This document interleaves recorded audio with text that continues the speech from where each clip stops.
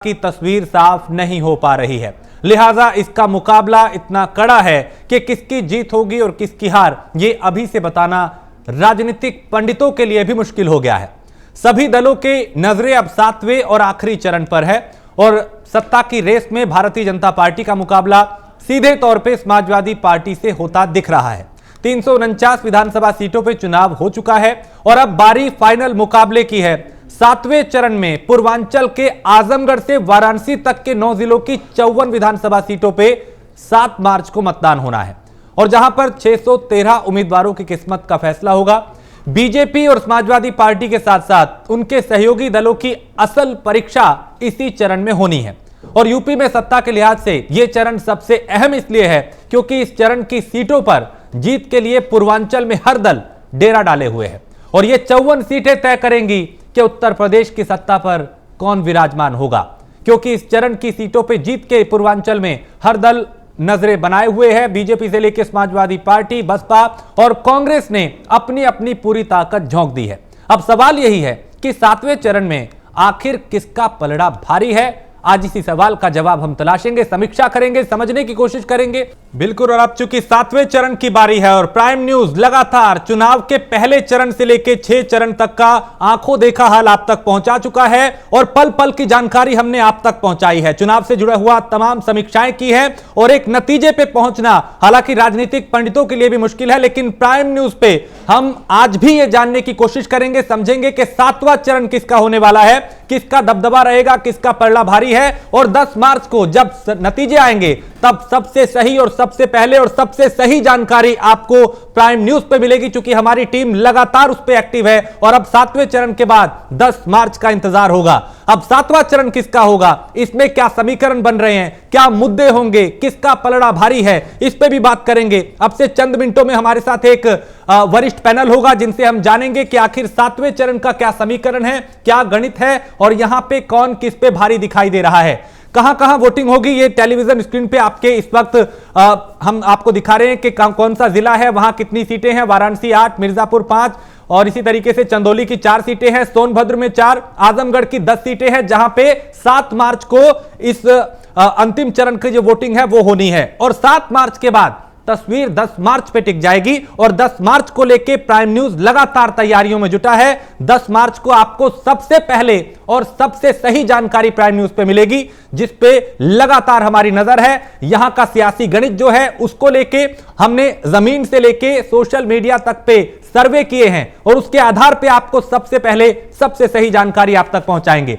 तो ये 54 सीटें जो हैं वो तय करेंगी कि ये जो सत्ता की कुर्सी है वो किसके पाले में आएगी और जो चाबी है वो पूर्वांचल ही सत्ता को सौंपने का कहीं ना कहीं काम करती रही है। यानी कौन राजनीतिक पार्टी सत्ता में आएगी पूर्वांचल तय करता रहा है। आखिरी के जो 2 चरण है, 6ठा और 7वां चरण, ये सभी दलों के लिए काफी महत्वपूर्ण है। इसका अंदाजा इस बात से भी लगाया जा सकता है कि आज खुद देश के प्रधानमंत्री वाराणसी में हैं, जहां पे चूंकि उनका वो संसदीय क्षेत्र है, कई सीटें वहां पे विधानसभा की, कोशिश उनकी ये है कि 7वां चरण पूरी तरीके से भारतीय जनता पार्टी के पक्ष में हो। लेकिन अखिलेश यादव भी पूरी तरह से एक्टिव हैं, प्रियंका गांधी भी, मायावती भी। परीक्षा बागियों की भी है बीजेपी की और परीक्षा अखिलेश यादव की भी है, परीक्षा भारतीय जनता पार्टी की भी है। देखना होगा इसमें कौन पास होगा। अब से चंद मिनटों में हमारे साथ एक वरिष्ठ पैनल होगा जिसमें राजनीतिक पार्टियों के प्रवक्ता भी होंगे, वरिष्ठ पत्रकार भी होंगे और प्राइम न्यूज के सीनियर एग्जीक्यूटिव एडिटर भी हमारे साथ जुड़ेंगे, जिनसे हम जानेंगे कि 7वें चरण का गणित और समीकरण क्या बन रहा है। आप लोग भी जो इस वक्त हमारे साथ सोशल मीडिया पे चूंकि तमाम लोग जुड़ चुके हैं,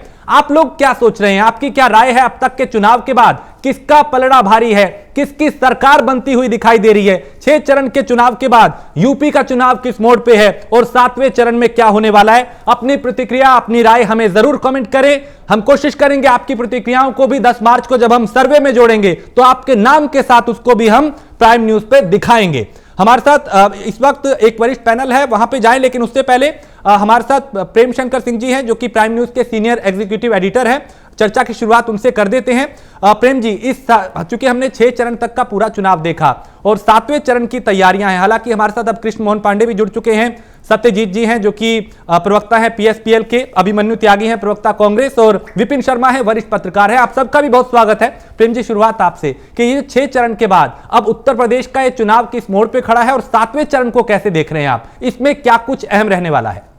देखिए, 6 चरण के जो चुनाव हो गए, जो हो गए सो हो गए। अब ये 7वां चरण हमारे सामने है, तमाम पार्टियों के सामने भी 7वां चरण है। कहा यह जा रहा है कि ये 54 सीट जो है स्लॉग ओवर जो हम खेल रहे हैं, वो स्लॉग ओवर जो अपने पाले में कर लेगा सरकार वही बनाएगा। मैं जो 7वां चरण में देख रहा हूं और जो राजनीतिक पंडित भी मुझे लगता है यही देख रहे होंगे कि 2 अहम चीजें हैं 7वें चरण में। एक तो ये कि जो पूर्वांचल में भाजपा और सपा के अलावा जो पार्टियां चुनाव लड़ रही हैं गठबंधन में, जैसे कि इनके साथ राजभर है अखिलेश यादव के साथ, उसी तरह से संजय निषाद हैं बीजेपी के साथ अपना दल, अनुप्रिया पटेल और मायावती खुद बहुत दमखम रखती हैं, क्योंकि आप 2017 के भी नतीजे आप देखेंगे तो मायावती का परफॉर्मेंस बहुत बुरा नहीं था। उनका अपना एक वोट बैंक था, वो उनको वहां पर मिला, क्योंकि उस आंधी में, उस तूफान में जब बीजेपी तमाम सीटें जीत कर आई, उस वक्त भी इनको ठीक ठाक बसपा को सीटें मिली थी। सपा क्योंकि गढ़ माना जाता है, उसके बावजूद 11 सीटें मिली थी। तो एक तो इनकी परीक्षाएं होंगी, इन पार्टियों की परीक्षाएं होंगी वहां पर कि इनका असर और इनका जो परफॉर्मेंस है वो कैसा रहता है, और अपने जो मेन उनका जो पार्टी है जिनके साथ में गठबंधन है सपा और इधर बीजेपी, इनको ये कितना फायदा पहुंचा पा रही हैं। एक दूसरी बात जो मैं कह रहा हूं, क्योंकि ये बार बार जो बुलडोजर बाबा के नाम से चीजें चली, क्योंकि गाजीपुर, आजमगढ़ और ये मऊ, ये ऐसे इलाके हैं जहां पर बाहुबलियों के लिए कहा जाता था, ये जिला जाना जाता है बाहुबलियों के नाम से। तो जो बुलडोजर की बात हुई थी, जो बुलडोजर चलाने की बात हुई थी, तो माफियाओं की लगातार बात हो रही है बीजेपी की तरफ से, इनके तरफ से एक बड़ा मुद्दा है बीजेपी की तरफ से। वहीं दूसरी तरफ जो विपक्ष है वो विकास को लेकर बार बार घेरता रहा है। यानी कि ये 2 जो मुद्दे मुझे दिखाई दे रहे हैं, इस पर यहाँ का चुनाव होना है। बाकी आगे किस तरह से समीकरण बनते हैं और कौन जीतेगा, ये तो फिर धीरे धीरे बिल्कुल आगे तस्वीर साफ होगी। और इस वक्त चूंकि हमारे साथ तमाम लोग भी जुड़ चुके हैं, उनकी प्रतिक्रियाएं भी आ रही हैं, और हम लोग ये बार बार अपील कर रहे हैं आपसे कि आपकी जो प्रतिक्रियाएं हैं वो जरूर हम तक पहुंचाएं कि अब तक के चुनाव के बाद किसका पलड़ा भारी और किसका हल्का दिखाई दे रहा है, 7वें चरण में क्या हो सकता है, इसकी भी संभावनाएं हम आपसे तलाशेंगे। तो अपनी राय जरूर हमें भेजते रहे। विपिन शर्मा जी, 7वें चरण को आप कैसे देख रहे हैं, यहां किसका पलड़ा भारी दिखाई दे रहा है सियासी तौर पर? अगर गणित को देखें तो क्या समीकरण बनते दिखाई दे रहे हैं?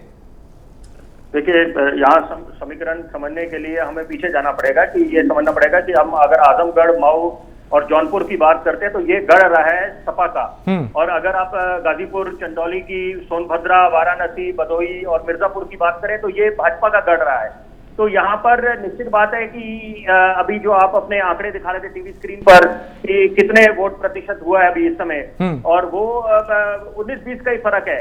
देखिए, 2017 में निश्चित बात है कि कोरोना की स्थिति नहीं थी, लोगों में वो बिल्कुल निर्भय होकर बाहर निकले थे। तो यहाँ पर भले ही अब कोरोना की स्थिति काबू में आ चुकी है, लेकिन फिर भी मुझे लगता है कि जो वोटिंग कम हुई है, और खास तौर पे पहले 4 चरणों में, उसके बाद तो अगर आप तुलना करें 2017 से तो ज्यादा बढ़ी है इस बार 5वें और 6ठे चरण में। तो अब 7वें चरण में यही उम्मीद करी जा रही है कि यहाँ पर पूरे दमखम से राजनीतिक दल, क्योंकि देखिए आप भले ही बोल रहे हैं कि बहन जी भी पूरे दम से निकले, दमखम दिखा रही हैं, उनकी पार्टी और प्रियंका वाड्रा भी, वो निश्चित बात है दिखा रहे हैं, लेकिन जो कांटे की टक्कर है वो सपा की और भाजपा की है, ये जग जाहिर बात है यहाँ पर। और जैसे पश्चिम बंगाल में हुआ था, वहां टीएमसी और भाजपा की टक्कर थी, और कहने को मैदान में वाम दल भी थे और कांग्रेस भी थी, लेकिन अंत में जो टक्कर हुई है कांटे की वो भाजपा की और टीएमसी की थी पश्चिम बंगाल में। तो यहाँ पर सपा की और भाजपा की है, और निश्चित बात है कि कोई कसर नहीं छोड़ेंगे। आज प्रधानमंत्री का जो दौरा है, जो तस्वीरें देखने को मिली, वो अपने आप बहुत कुछ बयान कर गई है। और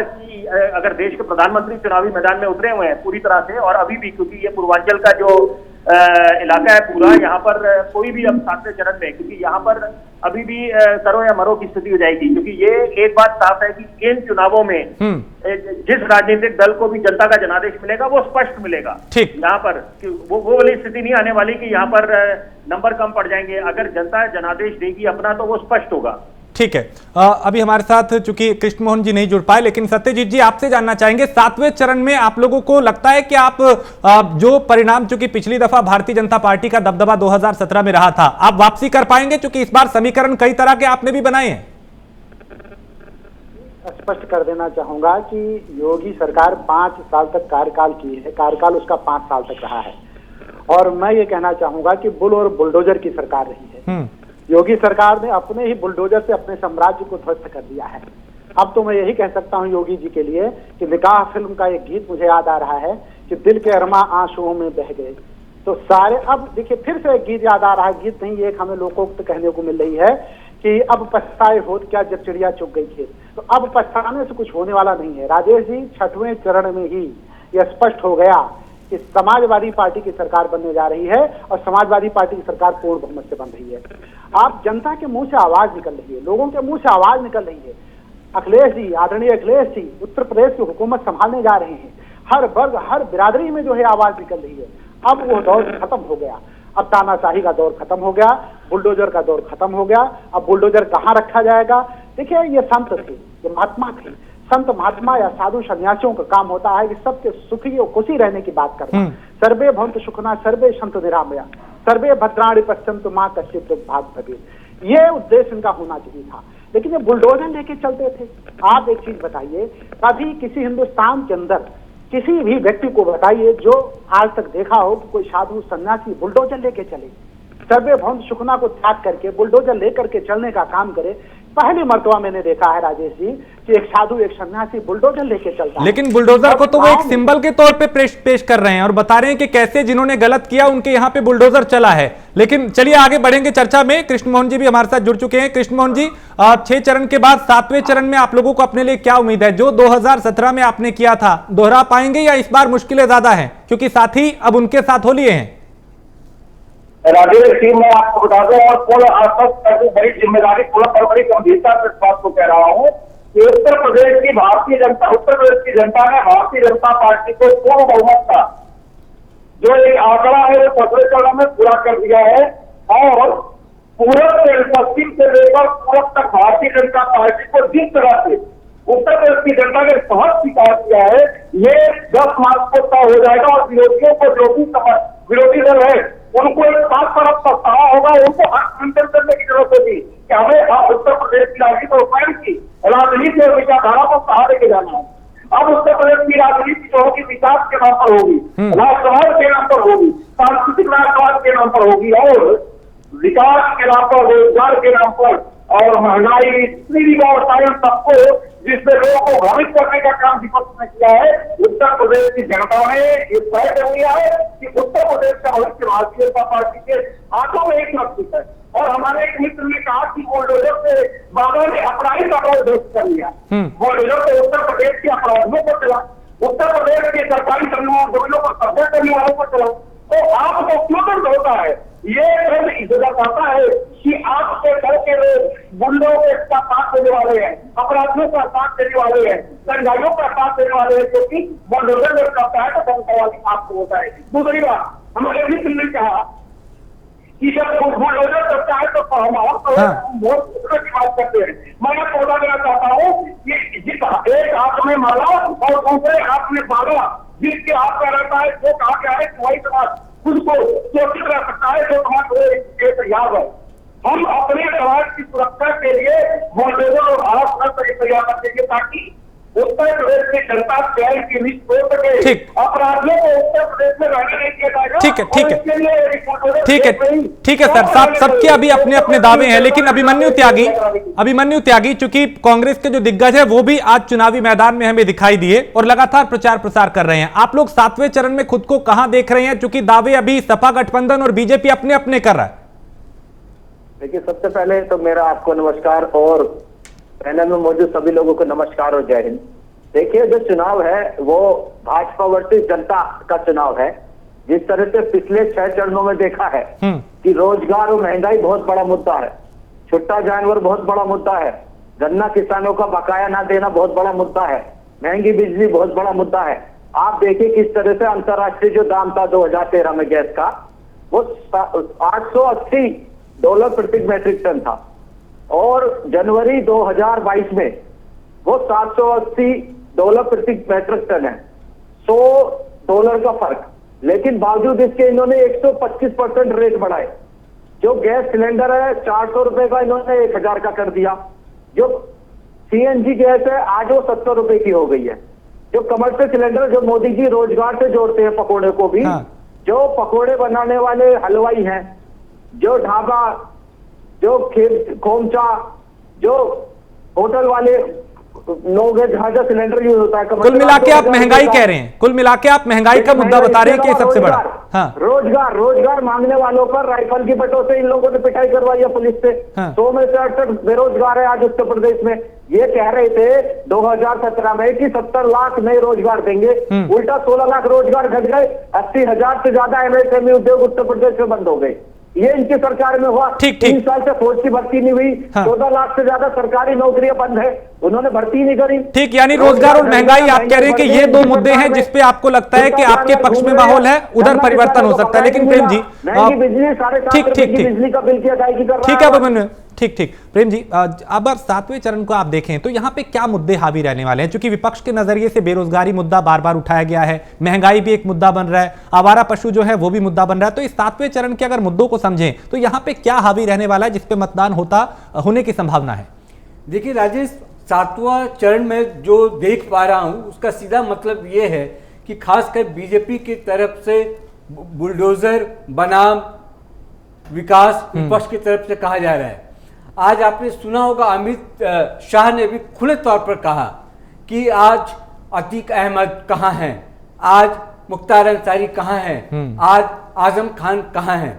यानी कि लॉ एंड ऑर्डर की बात जो हो रही है, जो माफिया की बात हो रही है, जो बुलडोजर की बात आ रही है, विकास की बात और नौकरी रोजगार की बात तब आती है जब ये सब मुद्दे, क्योंकि आप एक मैसेज देखिए, नरेंद्र मोदी ने भी आज जो रोड शो किया बनारस में, यानी कि 7वें चरण का जो चुनाव है वो कहीं ना कहीं पूरा जो वॉर रूम है सभी पार्टियों ने बनारस को बना रखा है। यानी कि बनारस को सेंटर बना के वहां से मैसेज दिया जा रहा है पूरे 7वें चरण के जो 9 जिले हैं कि हम क्या चाहते हैं, और पूरे इस प्रदेश का ये जो हिस्सा है पूर्वांचल का, ये 9 जिले जो हैं उसके लिए हमारे पास प्लान क्या है। यानी कि विकास का जो मुद्दा है, जो बेरोजगारी का मुद्दा है, जो और कई मुद्दे, महंगाई, रोजगार, शिक्षा, स्वास्थ्य, ये सब मुद्दे अब मुझे लगता नहीं है कि 7वें चरण में इसका कोई महत्व है। अब सीधे सीधे बात है कि आप बुलडोजर की बात करेंगे, आप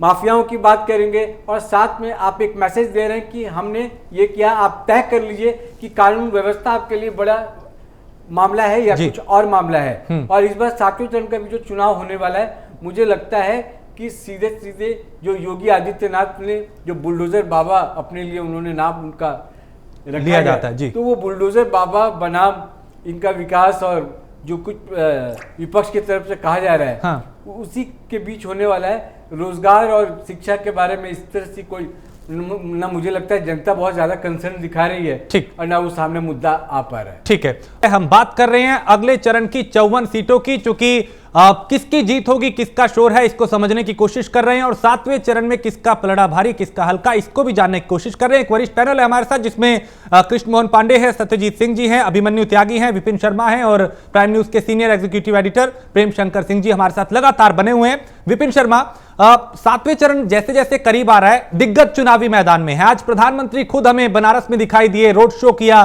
काशी विश्वनाथ धाम में पूजा अर्चना की। क्या यहां से कोई बड़ा संदेश देने की कोशिश है? निश्चित बात है, यहाँ पर प्रधानमंत्री जब खुद चुनावी मैदान में उतर पड़े हैं, और आज जो जन सैलाब उमड़ा था पूरा, और कई लोगों से जब पत्रकारों ने बात करी तो उन्होंने बोला हम महज दर्शन करने आए हैं प्रधानमंत्री के, और प्रधानमंत्री ने जो विकास के कार्य करे हैं, हर एक जिन लोगों से बातचीत हो रही थी तो वो विकास की बात कर रहे थे। तो अपने आप ये समझ आता है कि यहाँ पर 21वीं सदी की जनता भली भांति समझती है कि विकास की बात होनी चाहिए। चुनावी मैदान में जुमलेबाजियां बहुत होती हैं, आरोप प्रत्यारोप का दौर चलता रहता है, एक दूसरे पे ठीकरा फोड़ा जाता है, लेकिन यहाँ पर जो भी राजनीतिक दल, जो नेता आके जब रूबरू होता है अपने वोटर से, वहां पर अगर वो विकास की बात करे, रोड मैप साझा करे, अपने संकल्प पत्र में बताए कि क्या क्या विकास के कार्य हम लोग 5 वर्ष में करने की हमारी योजना है, और साथ में ये स्वीकार करे। देखिए, मैं उदाहरण देना चाहूंगा शीला दीक्षित जी का।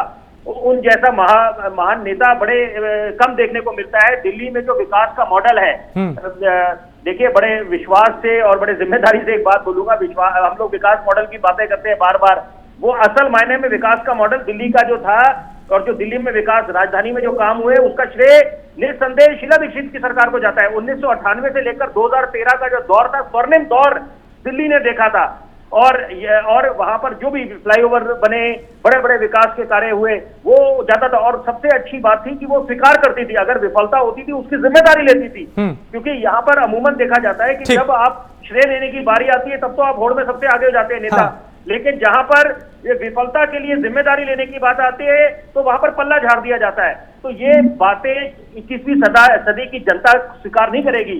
जनता चाहती है ऐसा नेता हो, ईमानदार, ऐसा राजनीतिक दल हो जो स्वीकार करे, हमसे कुछ गलतियां रह गई, कुछ काम अधूरे रह गए, अब हमारे को मौका दीजिए, हम वो सपने पूरा करेंगे, वो काम अधूरे जो रह गए हैं उनको पूरा करेंगे। लेकिन एक बात मैं मैं 15 सेकंड लूंगा। देखिए, जनता को अब चश्मा लगाने की आवश्यकता नहीं है, विकास के कार्य दिख रहे हैं यूपी में। ये किसी ने कहा नहीं कि उत्तर प्रदेश उत्तम प्रदेश बन गया, अभी वो सफर लंबा है, लेकिन एक्सप्रेसवे, मेट्रो, एयरपोर्ट, सारी चीजें सामने हैं और जनता तय करेगी कि वो क्या देख पा रही है और किस पे भरोसा करेगी। लेकिन कृष्ण मोहन पांडे जी, चूंकि इस बार कई आपके जो साथी पिछली दफा साथ थे वो साथ छोड़ चुके हैं, और इस क्षेत्र में प्रमुख जाति समूहों का प्रतिनिधित्व करने वाले नेताओं ने बीजेपी का साथ छोड़ के समाजवादी पार्टी का दामन थाम लिया, जिसमें स्वामी प्रसाद मौर्य थे, दारा सिंह चौहान, सैनी साहब और ओम प्रकाश राजभर जी। इनके जाने के बाद आपको लगता है आपके लिए चुनौतियां बहुत कड़ी हो गई हैं इस पूरे पूर्वांचल में? देखिए, आपको बता दो, ये पूरा पूर्वांचल भारतीय जनता पार्टी का गढ़ रहा। रही बात हमारे कुछ साथियों से जाने का, तो मैं आपको बता दूं कि आदरणीय ओम प्रकाश जी जो भाजपा के राष्ट्रीय अध्यक्ष है, वो हमारे इसके पूर्व हमारे साथ आने से पूर्व में 19 वर्षों तक गश्त कर रहे थे, परंतु एक विधायक को छोड़ दीजिए, एक ब्लॉक प्रमुख तक नहीं पा रहे थे, परंतु भारतीय जनता पार्टी के साथ आगे पर भारतीय जनता पार्टी के एक दृष्टि कार्यकर्ता हूँ, उनका साथ किया, भारतीय जनता पार्टी का सहयोग लेकर अपने वो 5 विधायक जिता लिए। परंतु उन्होंने भारतीय जनता पार्टी के साथ जाने के बाद से अब उनको इस बार आप देखेंगे जब मार्च को कि एक विधायक को छोड़ दीजिए, वो 100 चुनाव हार रहे। दूसरी बात मैं बात करता हूँ दारा सिंह जी की। दारा सिंह जी अपने विधानसभा से आता हूँ, अपने चुनाव हार रहे हैं, और आदरणीय स्वामी प्रसाद मौर्य को तो नाटक करना पड़ता है जितवाने के लिए, उन पर हमला करवाना पड़ रहा है। हमला कर दो किसी तरह से, हमें जनता इस बात के निकाले के हमला हमला हुआ है। देखिए, ये वो लोग हैं जो भारतीय जनता पार्टी के साथ आके खुद का लाभ ले लिए थे, पर कई लोग जनता ने समझ लिया है कि ऐसे लोगों को जिताना है जो जिनके हाथ में उत्तर प्रदेश का और ऐसे लोग जो परिवारवादी है, जातवादी है और उत्तर प्रदेश में अपराध फैलाते ही लोगों को नाचते नाबूद कर उन्हें एक बार उत्तर प्रदेश को सुरक्षित हाथों में देना आया। ये वही पूर्वांचल है, मैं बता दो, ये पूर्वांचल है जो कभी माफियाओं का कराया था, और वो वही पूर्वांचल है जो गोलगोल करा के लोग माफिया को घर। ठीक है, माफियाओं के खिलाफ जो कार्रवाई है उसको आप लोग एक बड़ा मुद्दा बना रहे हैं, लेकिन सत्यजीत जी जिस तरीके से ठीक है सर, ठीक है सत्यजीत जी, आपको क्या लगता है अगर आप वापसी कर रहे हैं तो उसका आधार क्या होगा? क्योंकि भारतीय जनता पार्टी के जो दिग्गज हैं वो विकास की बात कर रहे हैं, सुरक्षा व्यवस्था की बात कर रहे हैं, सुशासन की बात कर रहे हैं, तो कहां कमी रह गई जो परिवर्तन आपको दिखाई दे रहा है? सबसे बड़ा यही है कि राजा को 2 आंख से नहीं देखना चाहिए, राजा को एक आंख से देखना चाहिए। सब प्रजा प्रजा होती है और प्रजा सुखे सुखम राज्ञा, जहां प्रजा सुखी होती है वहां राजा भी सुखी हो जाता है। लेकिन यहाँ उल्टा हुआ, राजा तो सुखी रहा, प्रजा सुखी नहीं रही, ये सबसे बड़ा दुर्भाग्य रहा। और विनीत हुए, ब्रजेश हुए, सुशील हुए, धनंजय हुए, ये लोग माफिया नहीं है। पूर्वांचल की स्थिति को आप अच्छे तरीके से जानते हैं। अगर इनका बुलडोजर सबकी तरफ चला तो क्या विनीत की तरफ नहीं चल सकता था, ब्रजेश की तरफ नहीं चलता था, सुशील की तरफ नहीं चल सकता, धनंजय की तरफ नहीं चल सकता था? मेरा अपना कहना है कि ये अगर समाज के हित के लिए, लोक हित के लिए, उत्तर प्रदेश के हित के लिए काम करते तो कम से कम इन लोगों को बुलडोजर करना चाहिए था। भाई साहब से कह दीजिए सुनने की क्षमता रखें, किसी को सुनने की क्षमता रखें। ये बोलते रहेंगे ये धमकी देने वाले लोग हैं, ये बुलडोजर चलाने वाले लोग हैं, ये लोगों से ना डरने वाले लोग हैं, ये बाहर धमकी देते हैं, बाहर गोलियां चलाते हैं, टेलीविजन चैनल पर बैठते हैं तभी गोलियां चलाते हैं, किसी को बोलने नहीं देते, गोलियां चला देते हैं। भयंकर ढंग से लड़ाई का मादा है, चाहे बाहर हो और चाहे टेलीविजन चैनल पे हो, दोनों जो है लड़ाई करने के लिए मादा है। ये तानाशाही रवैया अपनाते हैं। नहीं तो आप ये कह रहे हैं कि भेदभाव हुआ है क्या कार्रवाई करने में, बुलडोजर चलाने में, या माफियाओं के खिलाफ जो कार्रवाई हुई है, आप कह रहे हैं कि भेदभाव हुआ है उसमें?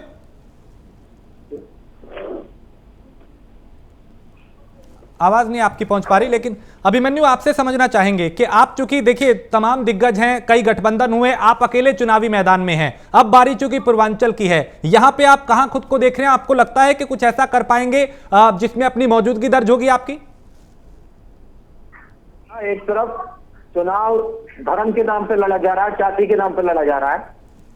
कांग्रेस पार्टी अपनी विचारधारा के साथ जनता से जुड़े मुद्दों पर चुनाव लड़ रही है, चाहे महिला सुरक्षा की बात हो, चिकित्सा की बात हो, शिक्षा की बात हो, रोजगार की बात हो, महंगाई की बात हो, भ्रष्टाचार की बात हो, किसानी की बात हो।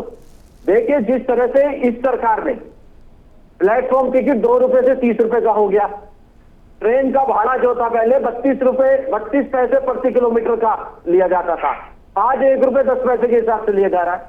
नमक महंगा, दाल महंगा, मसाला महंगा, 100 रुपए का सरसों का तेल 200 रुपए का, सिलेंडर महंगा, हर चीज महंगी, महंगाई डायन हो चुकी है, बल्कि यूं कहें इनकी घर जमाई हो चुकी है भाजपा की। तो दूसरी तरफ रोजगार घट रहा है। रोजगार का आलम यह है कि रोजगार मांगने वाले को राइफल की बटों से पीटा जाता है। किसान अगर एमएसपी की मांग करता है उसको खालिस्तानी, उसको नक्सली कहा जाता है। और केंद्रीय गृह राज्य मंत्री टैनी के बेटे किसानों को नरसंहार कर देते हैं, 4 किसानों को शहीद कर देते हैं क्योंकि वो आंदोलन कर रहे हैं। जो सरकार के खिलाफ आवाज उठाएगा ये उनको खालिस्तानी, पाकिस्तानी, देशद्रोही, जाने क्या क्या कहेंगे। देखिए महंगाई के साथ साथ भ्रष्टाचार भी आज इतना बढ़ गया, थाने से लेकर तहसील तक के काम में आज कई 1000 रुपए आम आदमी को देने पड़ते हैं। जो घर से बाहर निकलते अगर किसी का चालान हो जाए तो 100 रुपए का चालान आज 1000 का है। उसका कारण है क्योंकि हर चीज महंगी कर दी इन्होंने और उधर रोजगार घटा हुआ है। ठीक है, यानी बेरोजगारी और महंगाई जो है वो कांग्रेस के एजेंडे में सबसे ऊपर ये 2 मुद्दे हैं। लेकिन प्रेम जी, जिस तरीके से तमाम आपने सुना प्रवक्ताओं को, अपने अपने दावे हैं सबके, लेकिन जब हम समीक्षा करते हैं तो कई चीजें फैक्ट के आधार पे भी होती हैं। इस चरण में क्या जो राजभर हैं, मौर्या हैं और जो दल बदल के समाजवादी पार्टी के साथ आए जो पहले बीजेपी में थे, उनकी भी ये परीक्षा है और कितना प्रभावित वो 2022 के चुनाव को कर सकते हैं?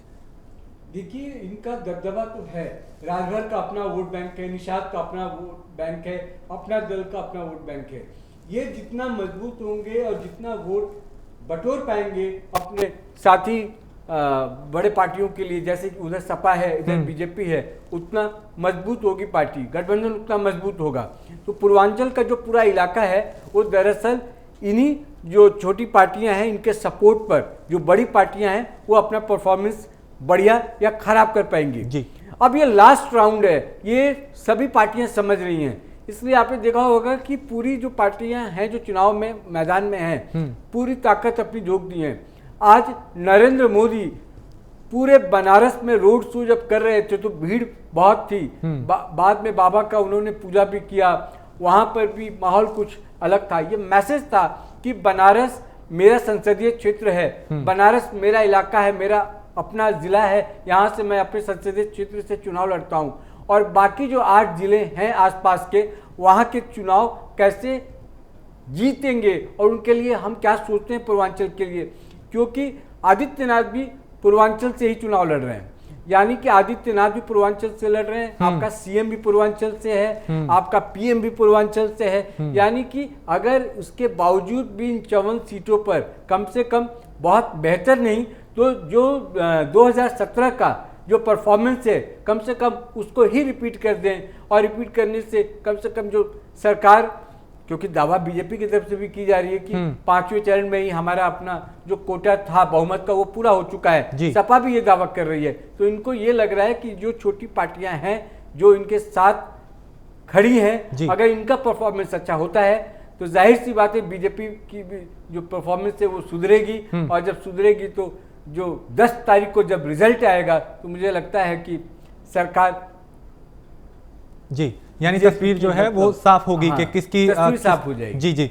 विपिन जी, चूंकि देखिए 2017 के चुनाव में बीएसपी की 19 में से 11 सीटें इन्हीं इलाकों में से आई थी। ऐसे में बीएसपी का वजूद भी यहां पे दिखाई दे रहा है। कैसे देखें इस पूरे समीकरण को, यहां के गणित को, चूंकि समाजवादी पार्टी गठबंधन है, बीजेपी है और उस बीच मायावती की मौजूदगी भी यहां पे दिखाई दी थी 2017 में। 22 को कैसे देखें?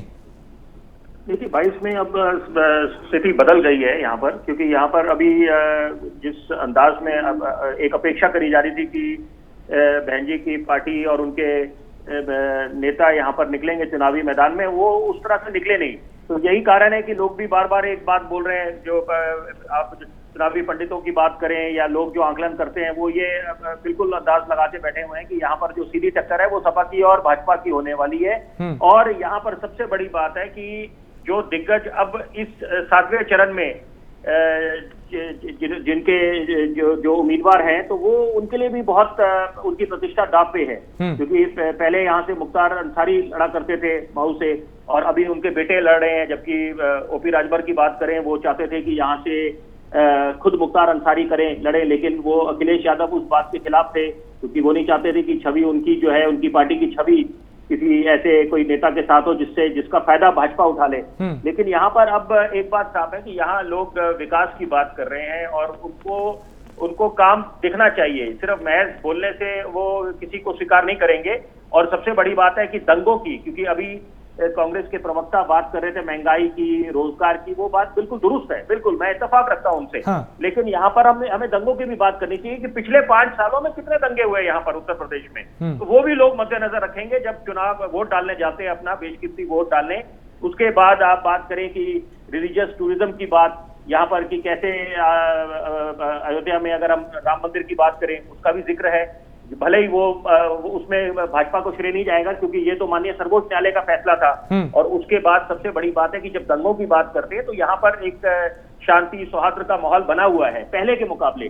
पहले कितने दंगे हुए थे 2012 से लेकर 2017 तक, और फिर अगर आप तुलना करें 2017 से लेकर 2022 में कितने दंगे हुए हैं, तो बिल्कुल आपको स्पष्ट हो जाएगा कि यहाँ पर अभी फर्क आया है। और अब दुर्दांत अपराधियों की बात करें, उनमें एक खौफ है यहाँ पर कि पहले जो कानून व्यवस्था को लेके बात की, लेकिन निश्चित बात है ये विपक्ष बिल्कुल सही है, विपक्ष के साथ हम लोग सब खड़े हैं। अगर विपक्ष बोलती है लखीमपुर खीरी की घटना हम लोग भुला नहीं पाएंगे, सुदीप सेंगर को भुला नहीं पाएंगे, हाथरस की घटना सबको याद है। तो ये बातें देखिए, आज का जो वोटर है, एक बात बस बोलूंगा, आज का वोटर बहुत समझदार है। हम ये समझें कि वो हमारी बातों में वो आ जाएगा या नेता जो बात बोलेंगे तो उसी दिशा में चलने लग जाएगा, ऐसा नहीं होता है। ठीक है। यहाँ तक कि जब वो बूथ पे जाता है तब तक भी आप वहां पर भी स्थिति बदल सकती है। घर से अगर वो सोच के गया है कि वहां पर, तो ऐसा भी एक बहुत बड़ा तबका है। कृष्णमोहन पांडे जी, देखिए 5 साल चूंकि आप सत्ता में रहे हैं और एक एंटी इनकम्बेंसी भी फैक्टर होता है, किसान आंदोलन हुआ, किसानों की नाराजगी भी बीच में सामने आई थी, कई साथी आपका साथ छोड़ चुके हैं। उन सब चुनौतियों के बाद आपको लगता है कि 2022 का जो चुनाव है, चूंकि कोरोना काल भी देखा, उसमें भी कई तरह के सवाल उठे, उन सब हालात के बाद आप 22 में भी वैसा कर पाएंगे जैसा 17 में किया था, या फिर इस बार रास्ता थोड़ा अलग भी है और मुश्किल भी है? भारतीय जनता पार्टी जो 2017 में चुनाव में आई थी तो उस समय ये पूरा उत्तर प्रदेश चढ़ा रहा था। ये उत्तर प्रदेश था जहाँ पे कि न नौकरी थी, न शिक्षा थी, न स्वास्थ्य व्यवस्था थी, और यहाँ पे दंगे थे, अपराधी तो गली में घूमते थे, और छोटे छोटे अपराधी तो मतलब ऐसे घूमते जैसे गली कुत्ते में घूम रहे हो। ये उत्तर प्रदेश चुनाव काट जाएगा, बल्कि जब हम उत्तर प्रदेश की सरकार कैंप लाया तो हमने उत्तर प्रदेश अपराधियों को उत्तर प्रदेश से भगाने का काम किया। दूसरा, हमने विकास के लिए ढेर सारे इंफ्रास्ट्रक्चर डेवलप की। तो तीसरा, स्वास्थ्य व्यवस्था की कोरोना शिक्षा की बात कर ली जाए तो यही उत्तर प्रदेश है और यही देश है जहाँ पे एक चीज नहीं बता। हम चाइना से एक्सपोर्ट करना आते थे, और तो वही उत्तर प्रदेश और वही देश है जो भी हो गया राष्ट्रीय और देश के प्रधानमंत्री एकता शक्ति ने उत्तर प्रदेश में देश में बनाया, वन पूरे दुनिया को दिया। और जब पूरी दुनिया आशा भरी दिशा में देख रही थी कि मोदी को बनाए कोरोना के वैक्सीन, तब भारत के बेहतर मॉडल में देश के प्रति प्रधानमंत्री के मदद ने हमने कोरोना बनाकर देश के लोगों को सुरक्षा ही प्रदान नहीं किया, वरन दुनिया के लोगों को भी सुरक्षित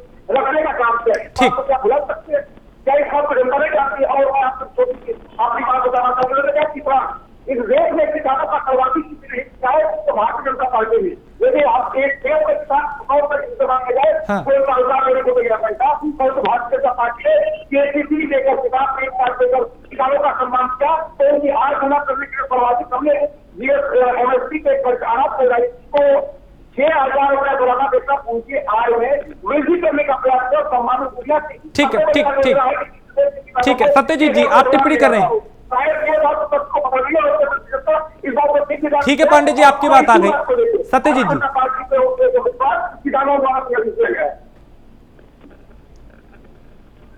क्या बताते हो आप? एनसीआरबी की रिपोर्ट आपने देखा है? एनसीआरबी की रिपोर्ट कहती है कि हत्या के मामले में उत्तर प्रदेश टॉप कर गया, अपहरण के मामले में उत्तर प्रदेश टॉप कर गया, दलितों के खिलाफ अपहरण के मामले में उत्तर प्रदेश टॉप कर गया है, महिलाओं के खिलाफ अपराध के मामले में उत्तर प्रदेश टॉप कर गया है, हिंसक अपराध के मामले में उत्तर प्रदेश टॉप कर गया है, ग्लोबल राजस्थान के मामले में भारत टॉप कर गया है। क्या बात करते हो आप? विकास की बात करते हो? विकास इसी तरीके से होता है। राय मची हुई है, नौकरियां निकल नहीं रही हैं। आज इसीलिए हर जात वर्ग बिरादरी के लोग आपसे नाराज हैं, चाहे वो दलित हो, यादव हो, कुर्मी हो, निषाद हो, राजभर हो, चौहान हो, ब्राह्मण हो, ठाकुर हो, हर वर्ग बिरादरी के लोग, अगड़ा पिछड़ा दलित शोषित वंचित समाज, हर वर्ग के लोग आपसे नाराज हैं। नाराजगी का आलम यह है कि चौथे चरण में ही हमने जीत हासिल कर ली है।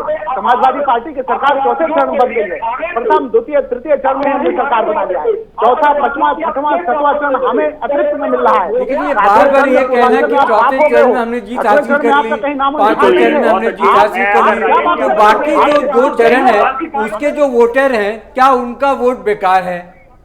क्या उनकी अहमियत नहीं है? क्या आपको छठे सातवें चरण में जाने की जरूरत नहीं थी? ये बार बार बात कहां से आती है कि हमने तीसरे चरण में जीत हासिल कर ली, चौथे चरण में जीत हासिल कर ली, तो बाकी जो वोटर्स है, बाकी प्रदेश की जो जनता, क्या उसकी भागीदारी नहीं है?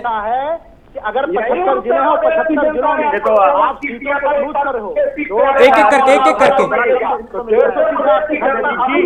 एक सेकंड पांडे जी, एक सेकंड सत्यजीत जी को जवाब देने दीजिए क्योंकि उन्होंने दावा किया है। एक सेकंड पांडे जी, एक सेकंड सत्यजीत जी, हम ये कह रहे हैं राजेश जी, ये चुप तो हो जाए पहले, ये चुप तो हो जाए, ये चुप तो हो जाते तो गुंडाई करने लगते हैं।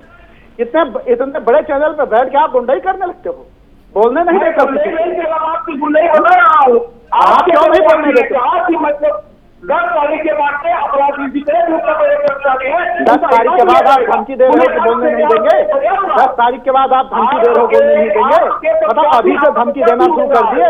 अभी दोबारा आपकी सरकार बनने की उम्मीद है क्या? मतलब आप चैनल पे नहीं बोलने दोगे, आप बाहर नहीं? ठीक है, देखिए सवाल पे आइए, एक एक करके। एक सेकंड, प्रेम जी ने जो सवाल पूछा, सत्यजीत जी एक एक करके पांडे जी की आवाज सुना। सत्यजीत जी, देखिए आपसे पूछा गया कि चौथे पांचवें चरण में जो दावे किए जा रहे हैं जीत के और बहुमत के, उसके बाद के जो चरण के जो चुनाव हैं, चूंकि जैसा सवाल आपसे पूछा गया, आप उसमें बताएं कि ये दावे क्यों? क्या जो बाकी चरण के मतदाता हैं उनकी अहमियत नहीं है, आप लोग समझ रहे? नहीं, उनकी अहमियत है।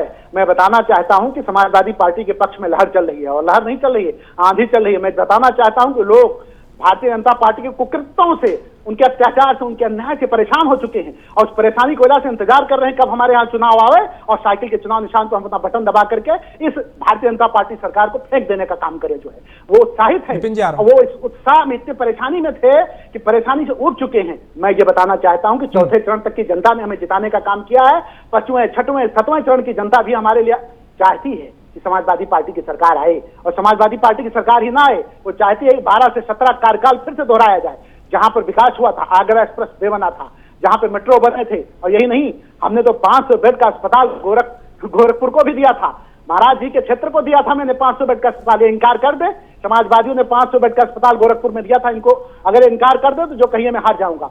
सरकार हमारी बन चुकी है, और सरकार के लिए परेशान ना हो, इनके नीचे से जमीन खिसक चुकी है, इनके पास बचा नहीं है, कोई चीज बचा हुआ हो, केवल बहस कर सकते हैं, मुद्दे इनके पास नहीं है, और मुद्दा नहीं है तो सबसे बड़ी बात। ठीक, ये देखिए, ये आपका दावा है, लेकिन 10 मार्च को तस्वीर साफ होगी, ऐसा ही दावा बीजेपी भी कर रही है। विपिन जी, आप कुछ कह रहे हैं? विपिन शर्मा। हाँ जी, मैं 1 मिनट इनको शांत करा दीजिए। मैं सत्यजीत जी से एक सवाल पूछूंगा। सत्यजीत जी एक बात बताइए, सत्यजीत जी 1 मिनट, सत्यजीत जी 1 मिनट धैर्य पूर्वक सुन लीजिए मेरा सवाल। मैं आपसे पूछ रहा हूँ, जब आपने अस्पताल की बात करी, आपने इतने बेड का अस्पताल बनवाया, मैंने बात, सबको बात समझ आ गई, लेकिन एक बात बताइए, जब टीके का इजाज हुआ था वहां पर किसने राजनीति शुरू कर दी थी? ये क्या टीका भाजपा के दफ्तर में बना था? पहली बात। और दूसरी बात, अगर देखिए आपके आत्मविश्वास कि हम सराहना करते हैं कि आप बोलते हैं कि आप चौथे चरण में आपने बाजी मार ली, लेकिन एक बात बताइए, अगर ये चुनाव आप नहीं जीत पाते तो क्या ठीकरा आप ईवीएम पे फोड़ेंगे? देखिए सत्यजीत जी, आवाज पहुंच रही है? हाँ बिल्कुल आ रही है। आदरणीय विपिन जी, मैं आपसे स्पष्ट कर देना चाहूंगा कि ईवीएम पे ठीकरा नहीं फोड़ना है। और मैं अगर मगर की बात नहीं करता हूं, अगर मगर का सवाल ही नहीं उठता। हम सरकार बनाने जा रहे हैं और सरकार बनाएंगे। रही बात जब आप कहते हैं टीके की, तो टीका तो पूरे भारतवर्ष का था। मैंने कब कहा कि टीका? हमारे आदरणीय माननीय मुलायम सिंह यादव ने टीका लगाया था। और रही बात टीके की, तो टीके तो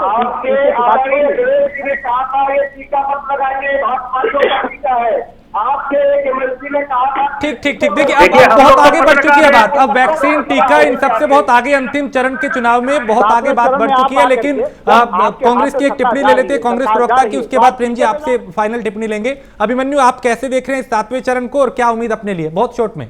देखिए, एक बात तो साफ हो चुकी है कि मोदी लहर उत्तर प्रदेश से खत्म हो चुकी। दूसरी बार इनकी वादों का जनता भरोसा नहीं कर रही है, भारतीय जनता पार्टी के नेताओं का।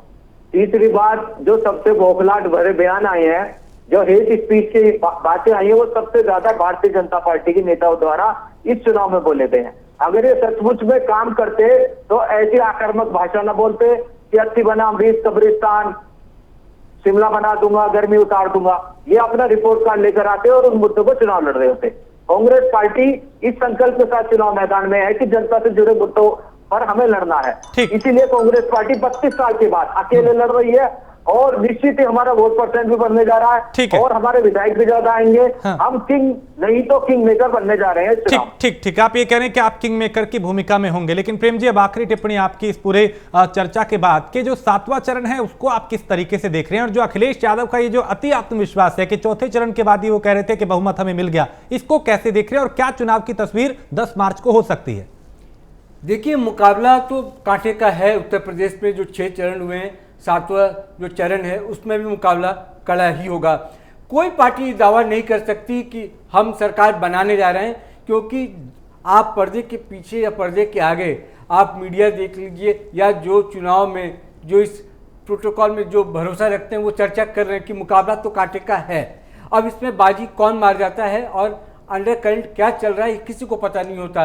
क्योंकि आपको याद होगा कि 2017 का भी जब चुनाव हुआ था तो उस वक्त भी ये बात हो रही थी कि मोदी का जादू अब नहीं है। 2014 के बाद मोदी का जादू नहीं है। किसी ने सोचा नहीं था कि बीजेपी 300 प्लस सीट जीतकर वहां पर सरकार बनाएगी और योगी आदित्यनाथ को सीएम बना दिया जाएगा जी। लेकिन इस बार थोड़ी स्थिति अलग है और इस स्थिति में मुझे लगता है कि अखिलेश यादव को एज तो मिल रहा है, लेकिन जिस तरह से बीजेपी के आला कमान, आप मोदी से शुरू कर लीजिए, चाहे वो मोदी हो, अमित शाह हो, नड्डा हो, राजनाथ सिंह हो, खुद योगी आदित्यनाथ हो, 2 डिप्टी सीएम हो, पूरी ताकत लगाकर ये चुनाव लड़ रहे हैं। और ये तो सीखना होगा।